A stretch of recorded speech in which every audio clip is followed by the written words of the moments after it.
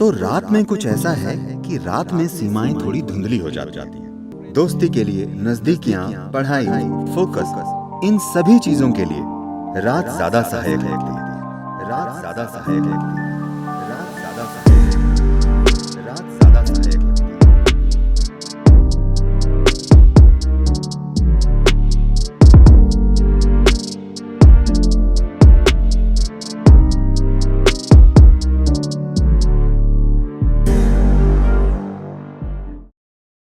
रोशनी आपको हर चीज अलग अलग करके दिखाती है। मान लीजिए लाइट चली गई। रात में कुछ ऐसा है कि सीमाएं थोड़ी धुंधली हो जाती हैं। तो योग के लिए, सेक्सुअलिटी के लिए, दोस्ती, नजदीकियां, पढ़ाई, फोकस, इन सभी चीजों के लिए रात ज्यादा सहायक लगती है। 3 तरह के लोग होते हैं जो रात में नहीं सोते। एक रोगी रात में नहीं सोता। रोगी का मतलब है बीमार इंसान, क्योंकि वो सो नहीं पाता। एक भोगी रात में नहीं सोता। एक सुख खोजने वाला रात में नहीं सोता, क्योंकि उसके कामों के लिए रात मददगार होती है। एक योगी भी रात में नहीं सोता, क्योंकि उसके लिए भी रात बहुत सहायक होती है। आप इनमें से क्या हैं आप तय कर सकती हैं, मैं कुछ नहीं कहूंगा। रात में क्या खास होता है? देखिए, रोशनी, हमारे लिए रोशनी इसलिए कीमती है क्योंकि हमारी आंखें एक खास तरह से बनी हुई है। रोशनी आपको हर चीज अलग अलग करके दिखाती है। देखिए, अभी क्योंकि यहाँ रोशनी है, मैं इस इंसान को, इस इंसान को, इस इंसान को, इस इंसान को देख सकता हूँ। मान लीजिए लाइट चली गई और अंधेरा हो गया, मैं बस लोगों के झुंड को देख पाऊंगा। मैं इस इंसान को, इस इंसान को, इस इंसान को नहीं देख पाऊंगा। तो रात में कुछ ऐसा है कि रात में सीमाएं थोड़ी धुंधली हो जाती हैं। तो योग के लिए, सेक्सुअलिटी के लिए, दोस्ती के लिए, नजदीकियां, पढ़ाई, फोकस, इन सभी चीजों के लिए रात ज्यादा सहायक लगती है, क्योंकि रात में आपके और दूसरे के बीच का अंतर कम हो जाता है। सिर्फ इसलिए क्योंकि हमारी आंखें इस तरह से काम करती हैं। जहां रोशनी ना हो, वहां हमारे अनुभव में हर चीज मिलकर एक हो जाती है। तो एक योगी, एक भोगी और एक रोगी, ये तीनों रात का इस्तेमाल करते हैं। आप भी इसका इस्तेमाल कर सकती हैं। इसमें कोई समस्या नहीं है, जब तक कि आप क्लास में सोती ना हो। अगर आप क्लास में नहीं सोती तो ये चलेगा, इसमें कुछ गलत नहीं है। मैं कुछ ऐसा था, अगर कोई मुझे ना उठाए तो मैं दिन में 1-2 बजे तक एक पत्थर की तरह सोता था। जागकर करवटें नहीं बदलता था, बस मुर्दे की तरह। फिर वे मुझे खींचती थी और मेरी माँ टूथब्रश में टूथपेस्ट लगाकर मुझे दे देती थी। मैं उसे मुंह में लगाकर सो जाता था। लेकिन मैंने 12 साल की उम्र में योग करना शुरू किया। शायद 8 या 9 महीनों के बाद, उसके बाद चाहे जिस भी जगह पर होने पर, चाहे कहीं भी होने पर, चाहे जो टाइम जोन हो, रोज मैं अलग टाइम जोन में होता हूँ, लेकिन मैं सुबह 3:35, 3:40 पर जाग जाता हूँ, क्योंकि उस वक्त प्रकृति में कुछ बदलाव होते हैं। मेरा शरीर बस जाग जाता है। अगर मैं चाहूँ, मैं उठकर जो करना चाहूँ कर सकता हूँ। अगर मैं ना चाहूँ तो मैं थोड़ा और सो सकता हूँ, लेकिन शरीर हमेशा जाग जाता है। हमारे अमेरिका के टेनेसी में स्थित आश्रम में ऐसे झिंगूर पाए जाते हैं जो 17 सालों में सिर्फ एक बार जागते हैं। क्या आपने ऐसा कुछ देखा है? वो समझ जाते हैं कि 17 साल हो गए और वो जाग जाते हैं। फिर वो बच्चे पैदा करते हैं और सो जाते हैं। वो समझ जाते हैं कि 17 साल हो गए, वो भी बिना किसी अलार्म बेल के।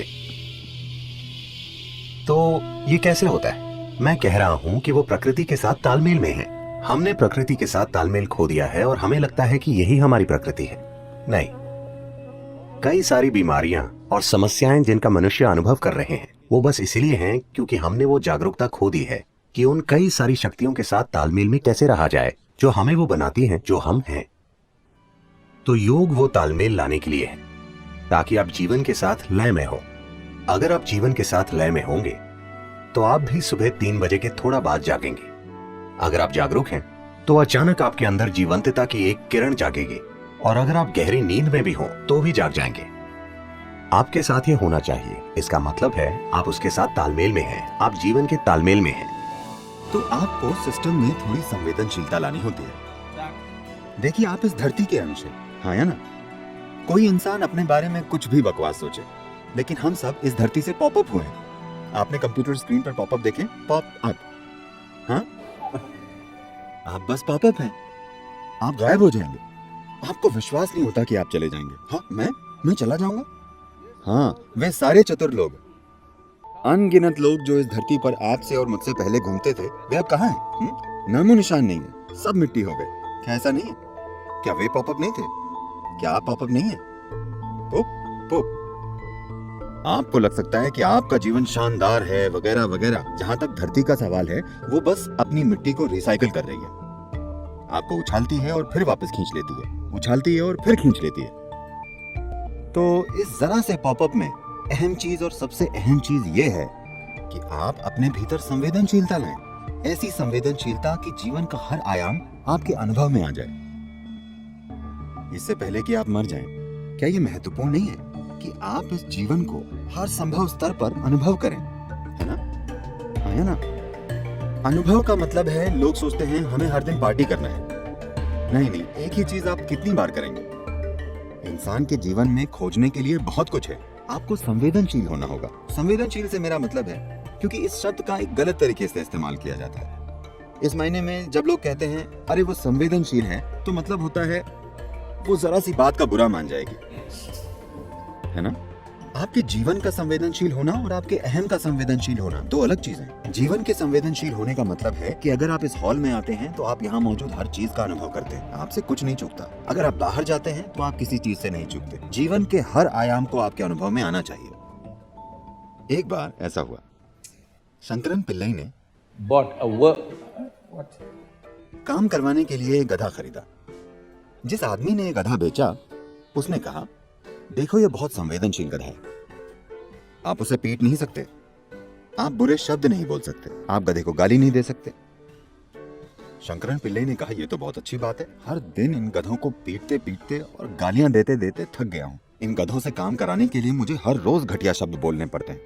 मुझे संवेदनशील गधा अच्छा लगा और उसने गधे की संवेदनशीलता के लिए थोड़े ज्यादा पैसे भी चुकाए और उसे घर ले आया। उसने गधे को बाड़े में रखा। कल सुबह उसे घर पर जाना था। वो वहां गया और गधे से बोला, चलिए हमें चलना चाहिए। कोई असर नहीं। He said, please. उसने फिर कहा, कृपया चलिए। कुछ नहीं हुआ। उसने घुटनों के बल बैठकर प्रार्थना की, कुछ नहीं हुआ। आपको उसे गाली नहीं देनी है, आपको उसे पीटना नहीं। उसे कुछ समझ में नहीं आया तो वो उस आदमी के पास वापस गया जिसने गधा बेचा था। देखो, मैंने गधे से विनती की, गिड़गिड़ाया, प्रार्थना की, उस पर कोई असर नहीं हो रहा है, मुझे क्या करना चाहिए? उस आदमी ने कहा, ऐसा है, चलो मैं देखता हूं। और वो आया। उसने एक ऐसा मोटा डंडा उठाया, सिर पर जोर से मारा, फिर उसने डंडा फेंक दिया और कहा, चलो। गधा पीछे चल दिया। शंकरन पिल्लई आग बबूला हो गया। अरे बेवकूफ, तुमने कहा कि यह संवेदनशील गधा है, और जैसे तुमने इस जानवर को मारा है, मैंने अपने पूरे जीवन में किसी जानवर को नहीं मारा। वो बोला, नहीं नहीं नहीं, ये बहुत संवेदनशील है, लेकिन पहले तुम्हें उसका ध्यान खींचना होगा। तो संवेदनशीलता विकसित करने का मतलब है कि अगर आप अपनी आंखें बंद करें तो आप जान जाएं कि चांद अभी किस अवस्था में है, क्योंकि ये सब आपके शरीर में हो रहा है। हर दिन ये आपके सिस्टम में जाहिर हो रहा है। Every day it is playing in your system. क्या आपने ध्यान दिया है कि अगर पूर्णिमा या अमावस्या हो तो पूरा समुद्र उछलता है, ज्वार भाटा आता है ना? आप कभी समुद्र तट पर गए या नहीं जाते? आप जाते हैं? लहरें उठती हैं। Yes.